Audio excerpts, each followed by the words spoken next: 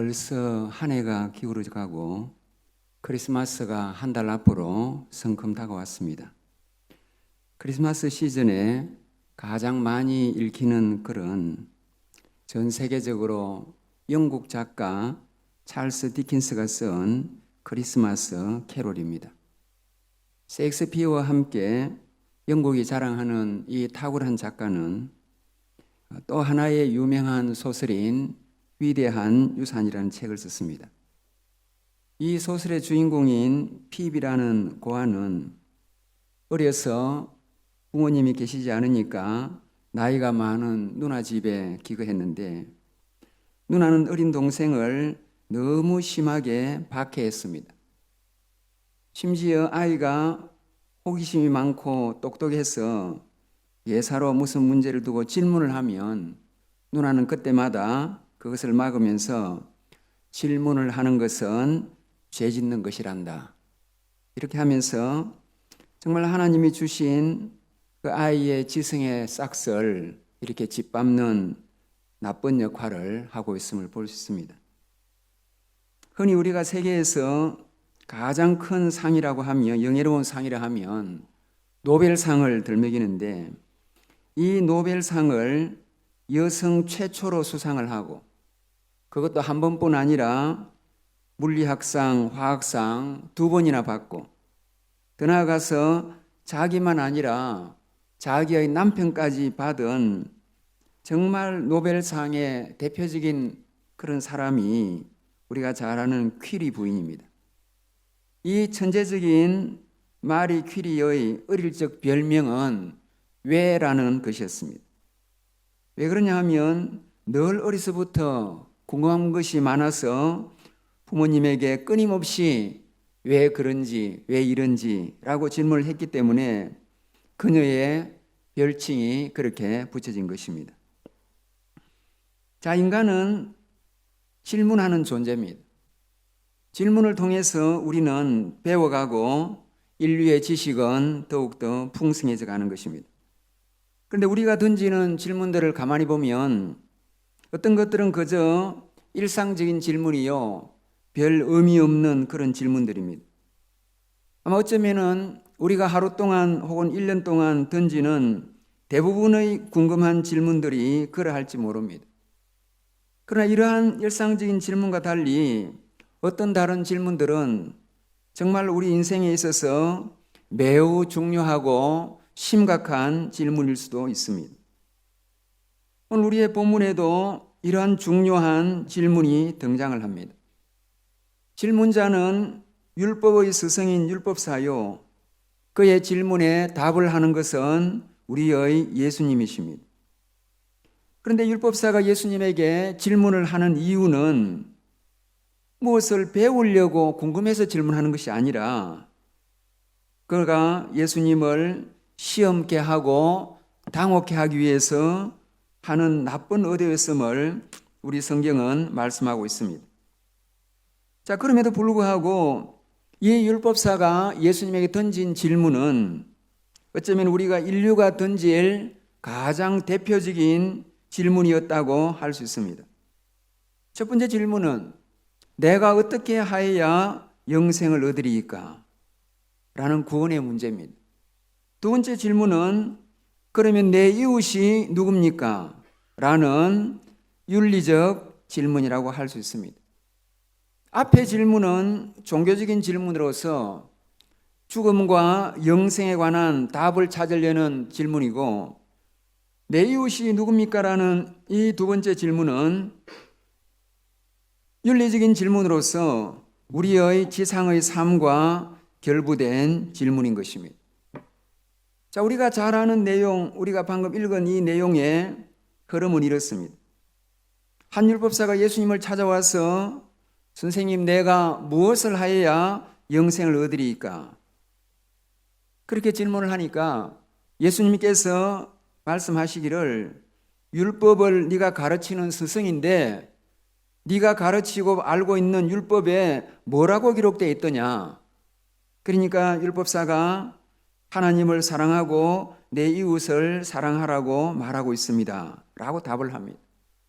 여러분, 이 율법사의 질문은 사실은 대단한 것입니다.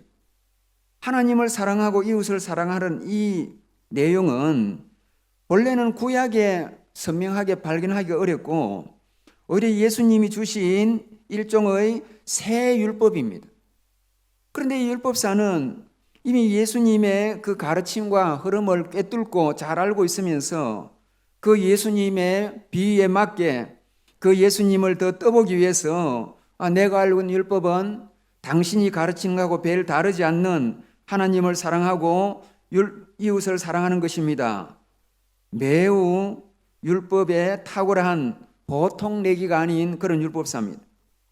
자, 그러니까 예수님께서 그 해석에 대해서 가타부타 하기보다 네가 말한 게 맞으니까 너는 그대로 하면 된다. 그러자 이 율법사는 자기는 하나님을 당연히 사랑하고 있다고 생각했습니다. 하나님에 대해서는 자기가 이미 사랑하고 있었고, 그리고 하나님을 사랑하는 사람들 가운데서도 누구보다 자기는 구제도 많이 하고 자선도 많이 하고 이웃 사랑을 실천했기 때문에 이제 그 예수님에게 자기가 하나님뿐 아니라 이웃도 이렇게 사랑했다는 것을 좀 과시하고 드러내기 위해서 도대체 그러면 이웃을 사랑하라는데 이웃이 누굽니까? 그렇게 질문을 던진 것입니다. 자, 이 두 번째 질문에 대하여 예수님은 비유로 말씀하시면서 어떤 사람이 예루살렘에서 여리고로 내려가다가 강도를 만났는데 강도들이 그를 거의 벗겨 때려서 죽은 것을 버리고 갔는데 한 제사장과 한 레위인이 그를 내려가다가 그를 보고 피하여 지나갔고 어떤 사마리아인은 그를 보고 불쌍히 여겨서 그를 도와주었다. 자, 이 말씀입니다. 자, 우리 예수님은 말씀을 하실 때도 빈틈이 없으시고 심지어 비유를 드실 때도 하나하나 정확하게 드시는 것입니다. 왜 하필이면 예수님은 예루살렘과 여리고라는 지역을 택했습니까? 이 예루살렘에서 여리고로 가는 길은 이스라엘의 가운데서 대표적으로 험한 길입니다. 예루살렘은 해발 700m에 있고 여리고는 해수면보다 400m가 낮습니다. 거의 사해 부근에 있는 그런 도시입니다. 자, 그런데 이 예루살렘과 여리고의 거리가 30km 정도 되는데, 그러니까 이 예루살렘에서 여리고로 가는 것은 내려가는 것이고 그 낙차가 무려 1100m나 되는 그런 길로서, 따라서 성경은 예루살렘에서 여리고로 내려간다고 표현하고 있습니다. 이 길은 얼마나 험하고 돌이 많은지 이스라엘의 전설에 의하면 하나님께서 이 세상을 창조하실 적에 온 세상을 만드시고 거기에 돌을 깔도록 하기 위해서 천사가 이렇게 돌을 들고 갔습니다. 가는 중에 실수로 이 팔레스타인 지역을 지나면서 그만 세상에 골고루 던져야 될 돌을 팔레스틴 지역 하늘 위에 3분의 1을 실수로 흘렸다고 그렇게 전해질 정도로 이곳은 세상에서 돌이 많은 그런 지역이고, 따라서 예루살렘에서 여리고로 가는 길은 매우 험준하고 그리고 돌이 깔려 있는 정말 사람이 걷기 어려운 곳입니다. 예수님께서 정말 이 어려운 지형에 어떤 사람이 여행하다가 강도 만난 것을 말씀하시는 것입니다. 그러면 왜 예수님께서 굳이 제사장과 레위인이 그냥 지나갔다고 예를 들었을까?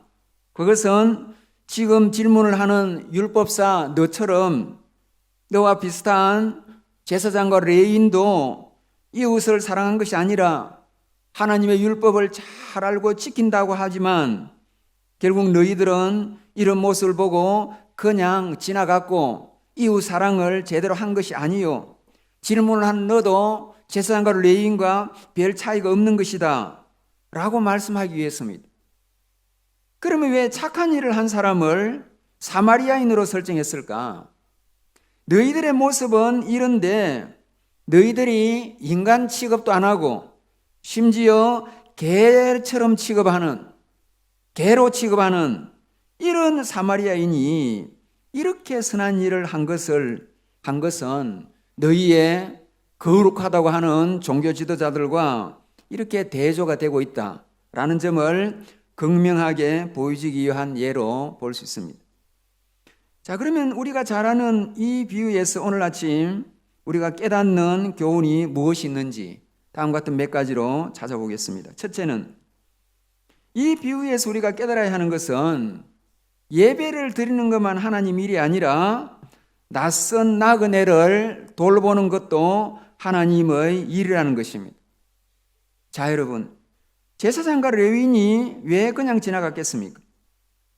물론 앞서 말씀드린 바대로 이 종교 지도자들은 예루살렘 성전에서는 거룩하게 폼을 잡고 있지만 앞서 말씀드린 바처럼 외식하고 위선하는 그런 사람들임을 지적하는 이유도 있겠습니다만은 예수님께서 이 비유를 통해서 우리에게 깨닫게 해주시는 중요한 행간의 말씀은 예루살렘 성전에서 제사 지내는 것만 자기들 일이 아니고 지금 이 쓰러져 있는 이 낯선 사람을 도우는 것도 자기들 일이에요. 예루살렘 성전에서 제사 지내는 것만 하나님이 그들에게 맡긴 과제가 아니요. 이 낯선 사람을 돌보는 것도 하나님께서 그들에게 도우라고 주신 과제예요. 예루살렘 성전에서 거룩하게 교회 봉사하는 것만 하나님을 섬기는 일이 아니요. 결국 아무것도 모르고 아무 관계도 없는 이런 사람에게 도움의 손길을 주는 것도 하나님을 섬기는 일이라는 것을 강력하게 가르쳐 주는 것입니다. 분명히 여러분, 이 제사장과 레위인은 이렇게 생각할 수 있습니다.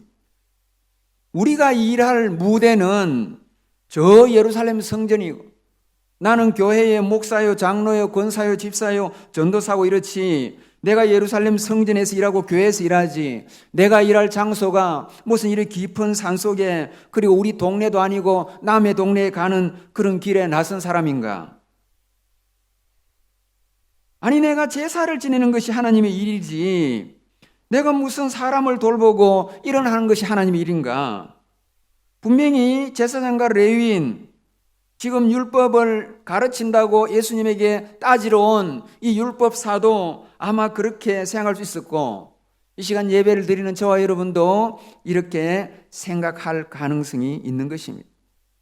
그래서 예수님께서 이 비유를 통해서 뭘 말하냐 하면 율법사의 네 생각, 너희가 성경을 읽고 있는 오늘 우리의 생각이 잘못됐다는 것을 지적하는 것입니다. 예수님은 이 일도 마땅히 하나님의 일로서 제사장과 레위인이 당연히 해야 될 일이었다는 것입니다. 더 나아가가지고 예수님은 구약 성경은 너희가 드리는 예배보다 형식적인 제사보다 실제로 이렇게 도우고 인자를 베푸는 것을 하나님은 더 기뻐하신다는 것입니다. 구약의 백성들에게 하나님은 아예 제사를 기뻐하지 않으시고 이런 실천의 사랑의 실천을 살기를 더 원하셨습니다. 호세아 6장 6절 나는 인애를 원하고 제사를 원하지 아니하며. 여러분 미국 역사 가운데서 아직도 생존해 계시지만 가장 믿음이 훌륭한 대통령 중에 한 분으로 지미 카터 대통령을 꼽습니다. 이분이 취임사 연설을 하는 걸 제가 부산에 있는 미 문화원에 가서 당시에 텔레비전이 없어가지고 직접 이분의 취임 연설문을 앉아서 들은 적이 있습니다.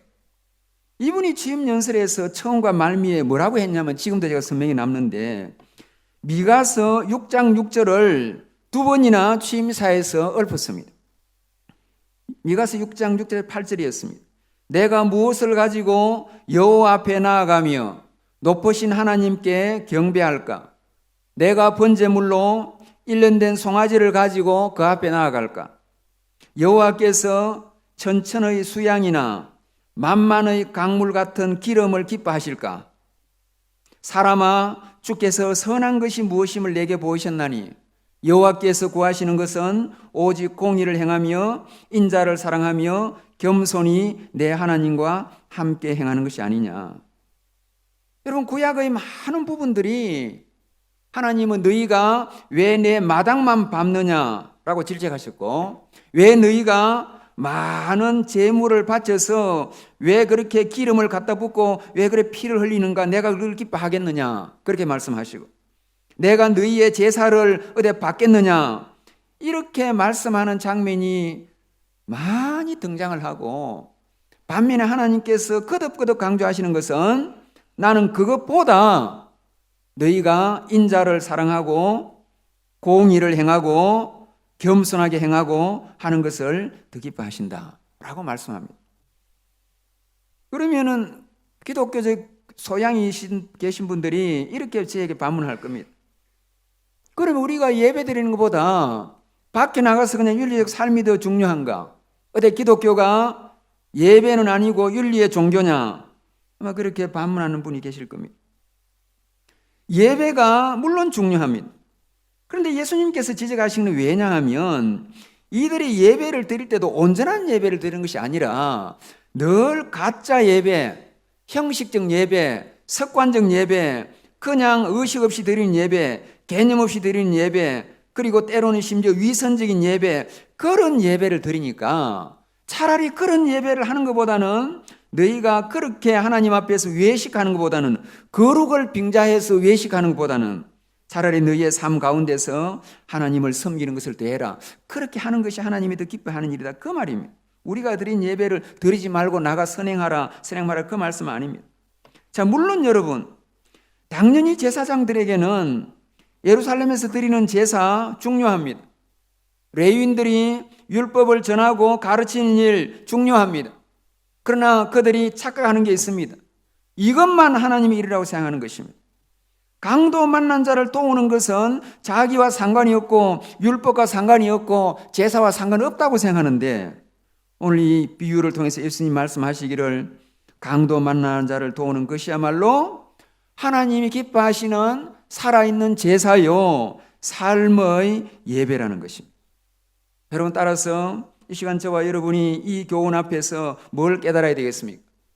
우리가 교회에 와서 예배 드리는 것도 진정으로 드리고 마음으로 드리고 거룩하게 드려야 되고 형식으로 드리면 되지 않고 그래야 되고, 뿐만 아니라 이 우리의 예배가 교회 밖으로 연장이 돼야 됩니다.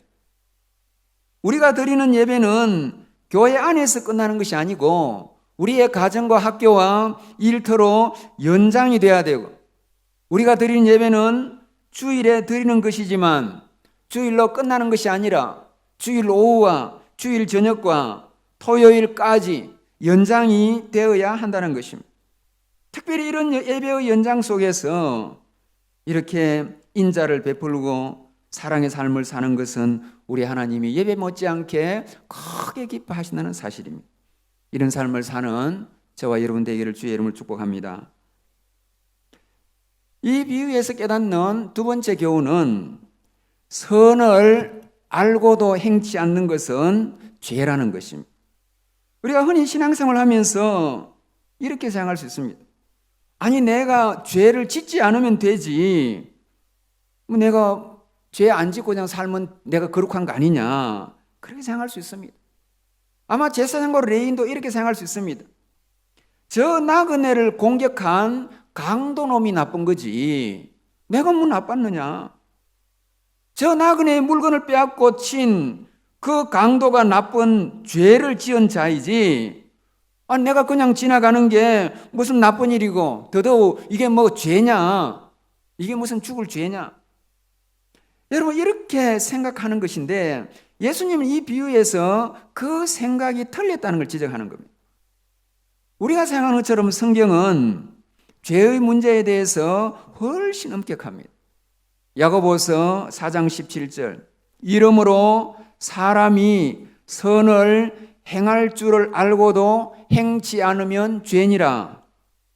말하자면 강도처럼 범행을 한 퍼미션의 죄만 있는 게 아니라, 자행의 죄만 있는 것이 아니라, 그것을 보고 알았고 선이 무엇인지 알 수 있고 선을 행한다는 것을 알고 있고 선을 행해야 할 현장을 보고도 행하지 않는 오미션의 죄, 누락의 행위도 하나님 앞에서는 죄인 것입니다.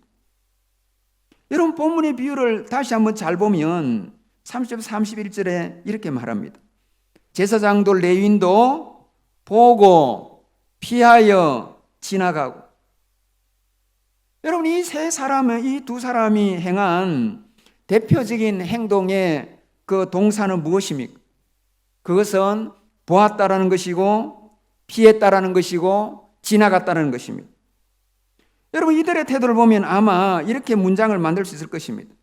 그들이 강도 만난 자를 보자마자 얼른 피했고 빨리 지나갔더라.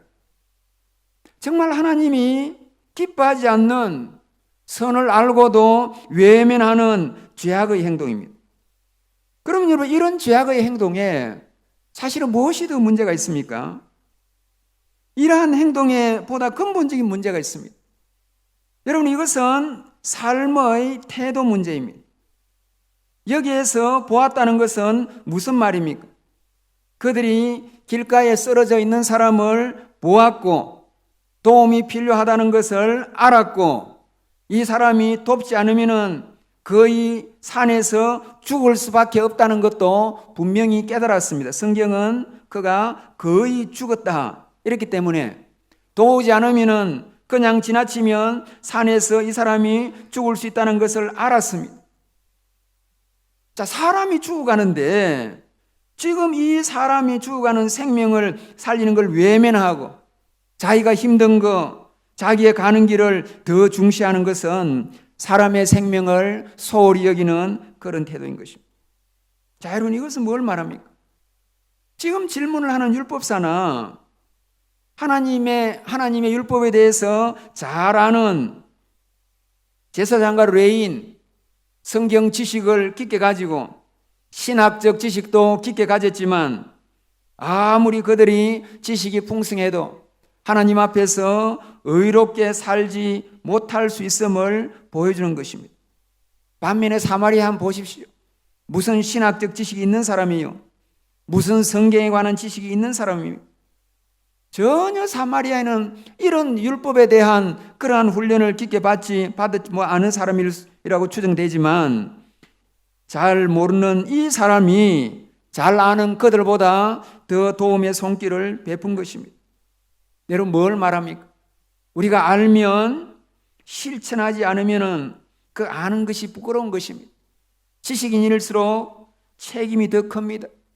우리 사회에, 우리 교회에 배운 사람들, 지식인들이 하나님 앞에 영적, 도덕적 수준이 더 높아야 되고 그리고 우리가 하나님 앞에서 더 철저하게 아는 것만큼 살아야 되는 것입니다. 이들은 그렇지 못했습니다. 여러분, 여기에서 우리는 가장 중요하게 깨닫는 게 무엇이겠습니까?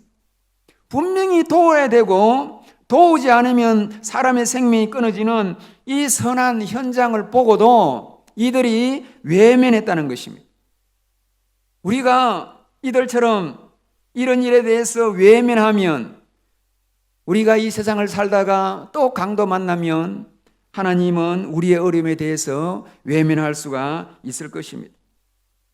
그리고 여러분, 우리가 이런 문제를 두고 방금 말씀한 것처럼 이것이야말로 하나님의 일이요, 하나님을 섬기는 일이요, 하나님이 영광 받으신 일로 생각하고 우리가 이런 장면을 보면 하나님께서 우리에게 도움의 손길을 베풀라고 하셨음을 깨닫고 이러한 선한 손길을 베푸는 따뜻한 마음의 소유자들이 되기를 주의 이름으로 축복합니다. 세 번째로는 선행은 자랑하거나 칭찬 들으려고 해서는 안 된다는 사실입니다. 율법사가 내 이웃이 누구오니까? 라고 두 번째 질문을 한 의도는 무엇입니까? 성경에 의하면 그것은 그가 자기를 옳게 보이려고 질문했다는 것입니다. 첫 번째 질문은 예수님에게 올가미를 걸려고 했던 질문이고 두 번째 질문은 또 궁금해서 한 것이 아니라 자기의 의의를 드러내기 위해서입니다. 자, 말하자면 우리가 하는 질문들은 별별 것이 다 있지만 앞에 질문은 고약한 질문이고 뒤에 질문은 뻔뻔한 질문입니다. 왜 뻔뻔한 질문을 하는 것입니까? 자기가 잘했고 자기가 구제와 자선을 충실히 해서 자기의 의의를 드러내기 위한 겁니다. 여러분, 구약의 이스라엘 백성들은 에게 구제하는 것은 선택이 아닌 의무였습니다. 그들은 구제를 위해서 생활이 넉넉한 사람들은 재산의 소득의 5분의 1을 내야 됐고, 그렇지 않는 사람들은 소득의 10분의 1을 바쳐야 했습니다. 그건 아닙니다. 구약에서 하나님이 명령하신 대로 가난한 사람이 가져갈 수 있도록 추수 때 일부러 곡식을 떨어뜨려서 가난한 사람들이 주워가게 하고, 장사하는 사람들도 가게가 끝나면 남은 그 물품을 봉지에 싸가지고 가난한 사람들이 들고 가게 했던 것입니다. 이것을 종교적인 의무로 했습니다. 그런데 문제는 어디 있냐 하면, 많은 구약의 또는 신약의 율법 지도자들이, 교회 지도자들이 이런 선한 일을 구제를 하면서 자기의 선함을 드러내려고 했다는 것입니다. 그래서 예수님은 이 점에 대해서 이미 산상보훈에서 잘 경고하고 계십니다. 구약 이스라엘 백성들이 하나님과의 관계를 유지하는 데에는 세 가지 방식이 있습니다. 첫째는 기도요, 두 번째는 금식이요, 세 번째는 자선입니다. 근데 이 세 가지에 대해서 마태복음 6장은 예수님의 지적을 통해서 우리에게 잘 교훈되고 있습니다.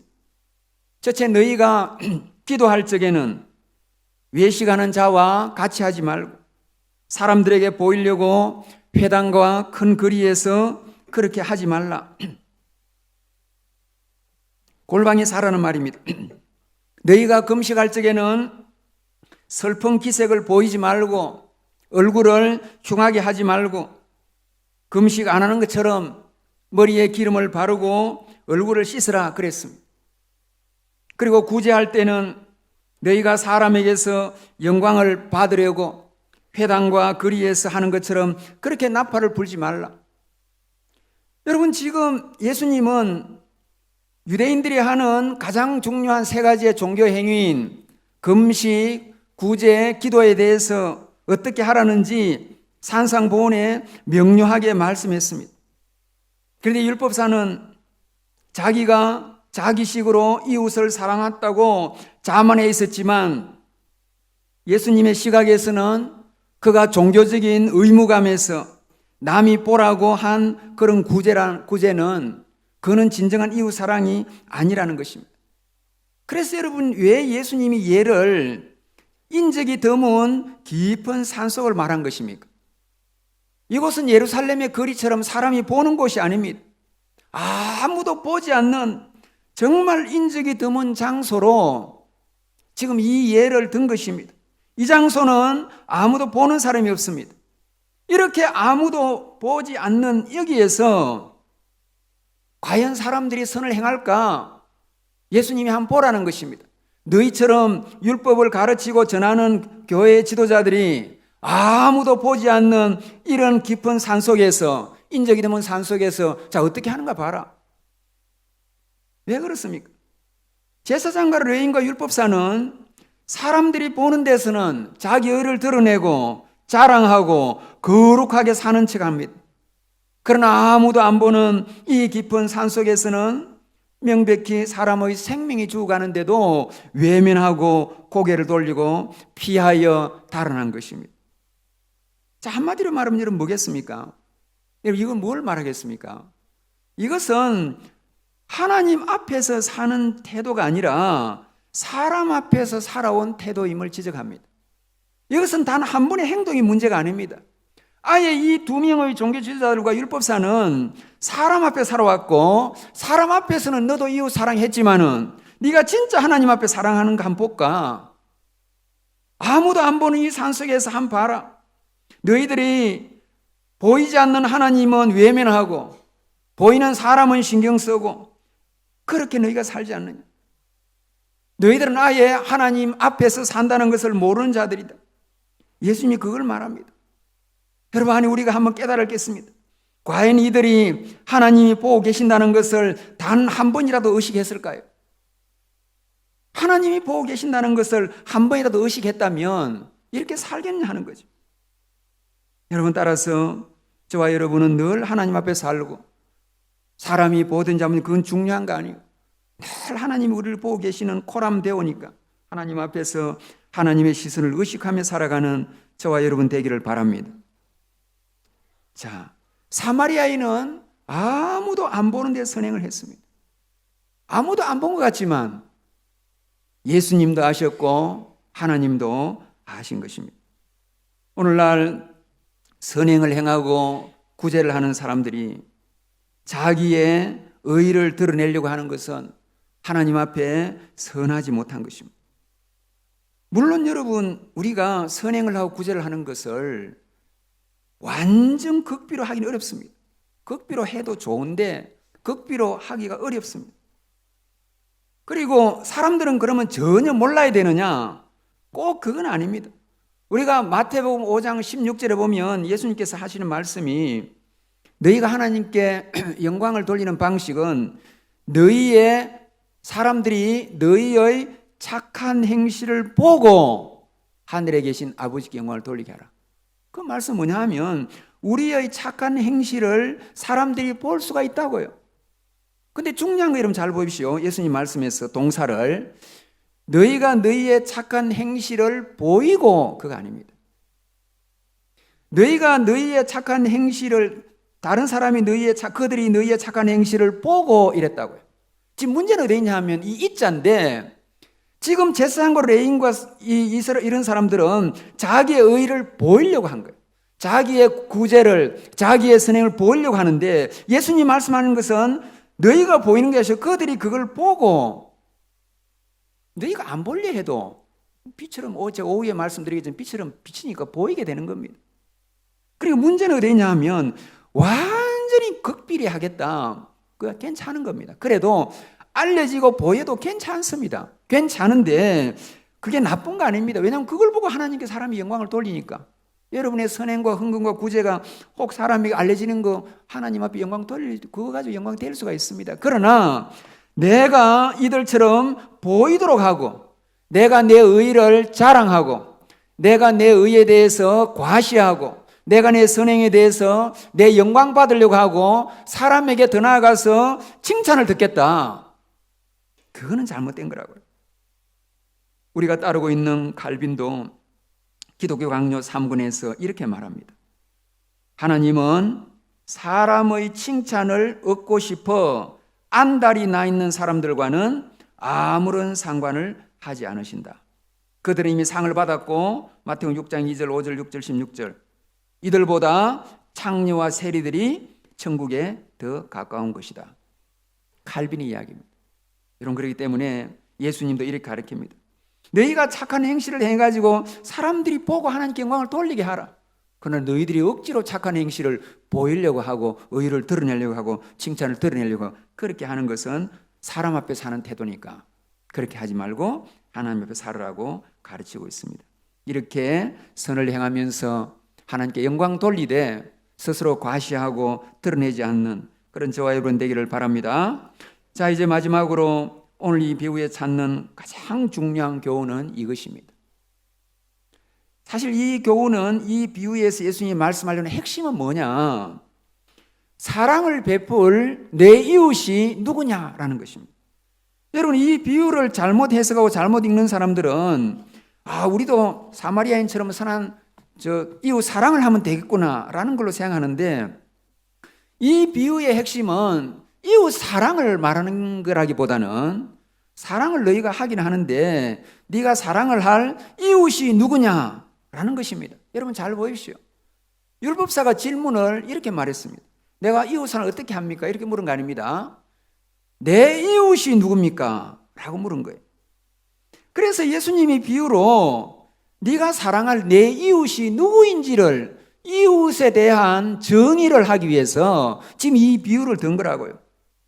율법사는 분명히 이렇게 생각했습니다. 나는 이웃에 대해 사랑을 했다. 자기는 구제도 하고 자선도 하고 율법에 따라가지고 많은 사랑을, 이웃 사랑을 많이 했기 때문에 이제 내 이웃에 대한 사랑한 걸 갖다가 예수님이 들어보이면은 뭐 내가 칭찬 듣는 거 아니냐라고 착각을 했지만은 예수님의 화두는 뭐냐 하면 네가 사랑했다고 하는 그것이 진짜 네 이웃일까? 이웃이 진짜 뭔지 알려줄까? 라는 이런 말씀입니다. 여러분, 율법사는 이렇게 생각했습니다. 자기 이웃은 저 예루살렘에서 자기와 같이 어울릴 수 있고 자기 급이 되고 자기 레벨에 맞는 사람, 그게 내 친구의 내 이웃이라 생각할 수 있습니다. 여리고로 내려가는 이 제사장과 레인도 그렇게 생각할 수 있습니다. 내 이웃은 예루살렘 성전에서 좋은 옷을 입고 폼 잡고 살아가는 그게 내 친구요, 내 동료의 내 이웃이지. 이 낯선 길을 떨어지는 이 사람이 내하고 무슨 상관이며 내하고 무슨 관계며 이게 무슨 내 이웃인가 라고 생각할 수 있다고요. 여러분 잘 보십시오. 말하자면 율법사와 제사장과 레위는 이웃을 자기가 중심으로 이웃을 이렇게 형성해 갑니다.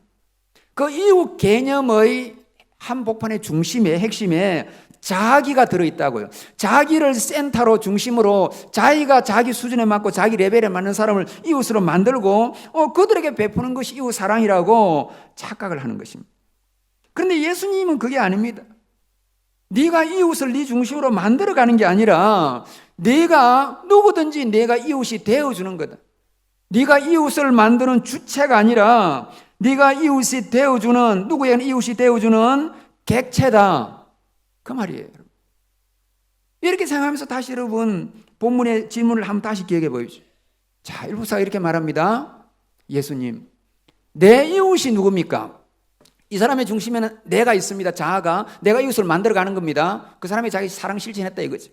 예수님 질문이 이겁니다. 비유 다 하고 나서 네가 생각하기에 누가 강도 만난 자의 이웃이냐? 자, 여러분, 지금 이웃이 누구냐고 할 적에 율법사는 늘 지금까지 자기 중심으로 이웃이라고 생각하고 그것이 자기 사랑을 베풀었다 하는데 예수님은 그게 아니라 이웃이란 건 네가 중심으로 만들어가는 것이 아니라 네가 누구든지 그에게 이웃이 되어줘야 되고 이웃의 중심에는 도움을 필요로 하는 그 사람이 이웃의 중심에 있는 거지 네가 만드는 이웃이 아니라는 겁니다. 자, 여러분, 이 말씀 뭡니까? 너희는 저 예루살렘에서 화려한 옷을 입고 분칠하고 멋부리고 잘나고 폼 잡고 금반지 끼고 폼 잡고 돌아다니는 재력도 있고 지위도 있고 사회적인 수준도 있는 그 사람들하고 어울리고 막 그리 폼 잡고 그리고 동료라고 그렇게 다니지만은 그게 무슨 이웃이냐 이거죠. 정말 진짜 이웃은 네가 누군지도 모르고 너의 도움이 없으면 지금 죽어가고 내 도움이 없으면 생명이 지금 끊어지는 그것은 네가 만나는 사람이 누구든지 간에 그것이 네 수준에 맞든지 그것이 내하고 상관없는 낯선 사람인지 그것이 때로 혐오하는 그런 사람이라 할지라도 그것이 네 이웃 아니냐 이거죠. 때로는 이 말씀입니다. 여러분, 우리는 늘 이 말씀 앞에 우리를 돌아보십시다. 우리는 늘 관계를 맺고 구제나 사랑에 있어서 너무 자기 중심적이고 이기적입니다. 교회도 많은 경우에 우리 성산교회는 그렇지 않은 것으로 알고 있지만 많은 교회들이 이기적입니다. 돈을 써도 자기 교회를 위해 씁니다. 뭘 주도 자기 교회 학생들만 줍니다. 뭘 해도 자기 교회, 자기 교단, 내하고 관계 있는 사람, 내 편, 논리는 그럴듯합니다. 우리가 우리를 돌보지, 우리 이걸 먼저 알고 뭘 돌보느냐. 논리는 그럴듯한 것 같지만은 성경적인 건 아닙니다. 진짜 이웃 사랑은 모든 경계를 깨야 됩니다. 가장 내하고 상관없는 사람, 가장 베풀어도 아무런 뜨거움도 안 생기고 자랑도 안 생기는, 그냥 어디 뭐 해도 신문도 안 나는 경우, 그게 선이고 그게 이웃 사랑이라고요. 왜 조금 사랑을 베풀면 떠들라야 되고 자랑해야 되고 의의를 드러내야 되고 꼭 떠올려면 내 사람만, 내 편만, 우리나라 사람만, 우리 교회 사람만, 우리 교단 사람만, 우리 편만 그래가지고 우리 지금 예수님이 지적하는 게 그게 무슨 이웃 사랑이냐. 여러분, 이걸 지금 지적하는 겁니다. 여러분, 여기에 사마리아인은 정말 산속에 강도 만난 자를 자기 이웃이라 생각했어요. 제사장과 레위인과 다릅니다. 이거야말로 내 이웃이다. 그래서 그가 어떻게 행동했습니까? 제사장과 레위인은 보고 피하고 지나갔습니다. 안 좋은 새 동사가 그들의 행동을 서술합니다. 보고 피하고 지나갔다. 그러나 선한 사마리 어떻게 하는지 보십시오. 정말 하나님의 백성들에게 어울리지 않는 그런 간단한 동사가 아니라 이 사마리아인이 하는 행동의 동사는 이겁니다. 보고 불쌍히 여기고 붓고 싸매고 태우고 데리고 가고 돌봐주고 그 뒤에 동사가 더 있습니다. 많은 동사들이 그의 선행을 열거하고 있다.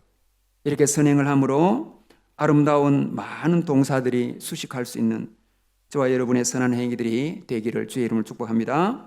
이제 말씀을 결론을 내립니다. 예루살렘에서 여리고로 가는 길은 우리의 인생길을 상징합니다. 우리의 인생은 비단길이나 탄탄한 아스팔트 길이 아닙니다. 예루살렘에서 여리고로 가는 길처럼 돌길, 비탈길, 자칫하면 쓰러지고, 자칫하면 발이 삐이고, 자칫하면 낭떠러지에 떨어지고, 자칫하면 피가 나고, 자칫하면 강도를 만나는 그런 곳입니다. 정말 여러분, 우리가 지상에서 인생길을 가는 것은 이런 예루살렘에서 여리고 가는 것처럼 이런 위험에 노출되어 있고 이런 강도를 만나는 인생이라. 그것이 바울의 인생이었고 그것이 철로 역정에서 기독도가 걷던 인생길이었습니다.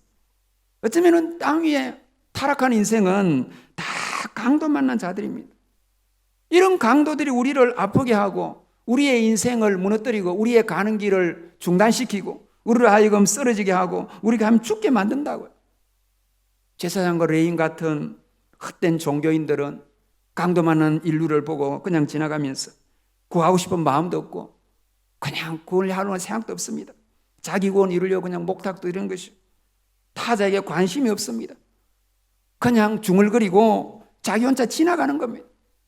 그러나 예수님은 이런 강도 만난 인류를 외면치 않으시고 자기가 좀 돈 들고 힘들고 뭐 고생하고 하는 문제 정도가 아니고 자기의 모든 거 다 쏟고 자기의 생명까지 자기의 진해까지 다 쏟고 그리고 자기 희생을 통해서 자기의 죽음을 통해서 이 강도 만난 사람을 살린 거라고요.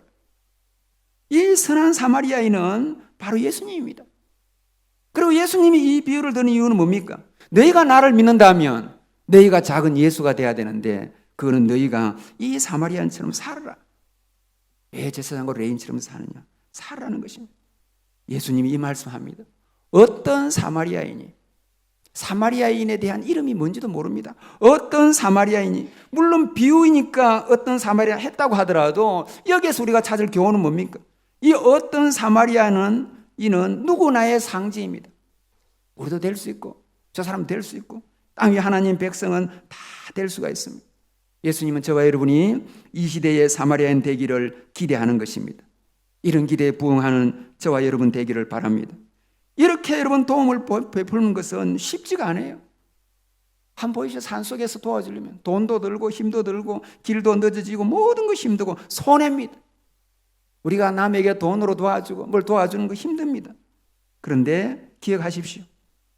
이런 선행은 잠언서 19장 17절 가난한 자를 불쌍히 여기는 것은 여호와께 구워드리는 것이니 그의 선행을 반드시 갚는다.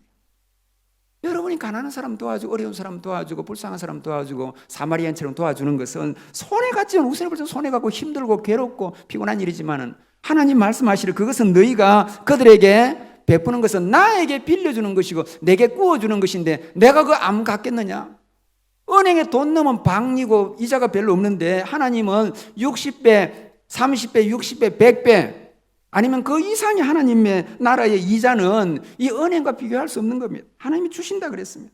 그리고 이 일이야말로 우리의 보물을 하늘에서 얻는 거라고. 예수님께서 분명히 말씀하셨어요. 너희가 보물을 땅에 둘 필요가 뭐가 있느냐? 다 그 달아나는 거다. 종과 동력에 달아나는 거다. 근데 너희가 보물을 하늘에서 얻으면 우리 하나님께서 기억하신다는 것입니다. 이렇게 사마리아인은 무명이지만은 이 귀한 수고를 통해서 유명인이 되었고 오늘 우리가 지금까지도 기억하고 있는 것입니다. 여러분 따라서 우리도 이러한 사마리아인처럼 이 시대의 사마리아인으로 살아가고 이렇게 예루살렘 여리고 가는 이 어두운 밤길 같은 이 세상길에서 많은 사람들을 선한 대로 인도하고 도움을 베푸는 이런 여리고 길의 별과 같은 그런 저와 여러분 되기를 주님의 이름으로 축복합니다.